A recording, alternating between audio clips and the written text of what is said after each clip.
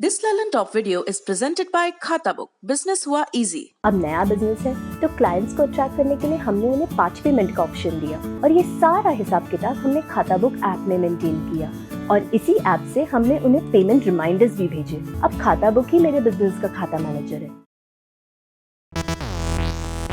बीते दिनों चुनाव आयोग ने मद्रास हाईकोर्ट की तीखी टिप्पणी के खिलाफ सुप्रीम कोर्ट का दरवाजा खटखटाया था, जिस पर सुप्रीम कोर्ट ने 6 मई को फैसला सुनाया है। सुप्रीम कोर्ट ने सुनवाई में कहा कि मद्रास हाईकोर्ट ने चुनाव आयोग पर जो टिप्पणी की वो कठोर और अनुचित थी। जजों को अपने बयानों को लेकर संयम बरतने की जरूरत है।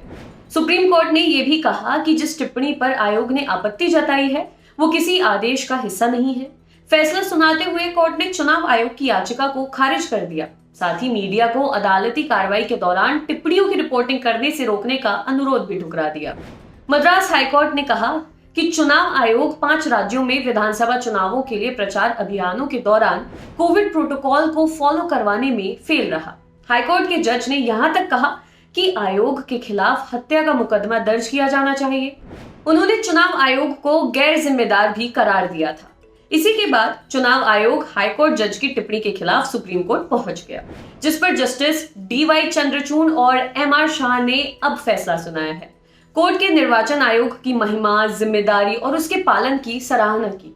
साथ ही कहा कि आयोग की शिकायत वैसे तो हाईकोर्ट के रिकॉर्ड पर नहीं है। जो चीज रिकॉर्ड में नहीं है उसे डिलीट या रिमूव करने का कोई मतलब नहीं है। चुनाव आयोग ने अदालती कार्रवाई के दौरान मीडिया को रिपोर्टिंग से रोकने का भी अनुरोध किया था, उसे भी सुप्रीम कोर्ट ने खारिज कर दिया। अदालती कार्यवाही की रिपोर्टिंग और उसके बारे में छापने को लेकर भी सुप्रीम कोर्ट ने बातें कही। सुप्रीम कोर्ट ने कहा कि मीडिया को कोर्ट की कार्यवाही को लिखने का अधिकार पूरा है।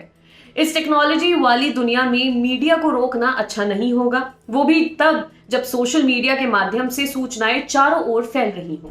फैसला सुनाते हुए कोर्ट ने कहा, भारत के संविधान में आर्टिकल 19(1)(a) हमारे प्रेस की स्वतंत्रता को भी दिखाता है, यानी freedom of press. Freedom of speech and freedom of expression के अंतर्गत ये भी स्वतंत्रता आती है कि कोर्ट की प्रोसीडिंग को भी कवर किया जाए। कोर्ट ने कहा, अब लोग डिजिटल मीडिया की तरफ बढ़ रहे हैं। नई सूचनाओं और खबरों के लिए वो इंटरनेट का सहारा लेते हैं, इसलिए अदालत की कार्यवाही की रिपोर्टिंग को रोकना ठीक नहीं है। नई टेक्नोलॉजी के आने से हम रियल टाइम रिपोर्टिंग देख सकते हैं। ये बोलने की स्वतंत्रता और प्रेस की आजादी का एक हिस्सा है। मीडिया रिपोर्टिंग को लेकर सुप्रीम कोर्ट ने कहा कि नागरिकों का अधिकार है कि अदालत उनके सामने सही रहे। ऐसे में मीडिया की भूमिका सबसे अहम हो जाती है, इसलिए न्यू मीडिया को रिपोर्टिंग से रोकेंगे तो ये सही नहीं होगा। कोर्ट ने यह भी कहा कि दुनिया में कई अदालत हैं जो लाइव स्ट्रीमिंग करती हैं ताकि लोग उनसे जुड़ सकें। जब सुनवाई के दौरान राय दी जाती है तो वे किसी फैसले को निर्धारित नहीं करते। आपके लिए खबर लिखी थी हमारी साथी मेघना ने। आप सभी जानते हैं कि कोरोना वायरस की वजह से देश में हालात काफी बिगड़े हुए हैं।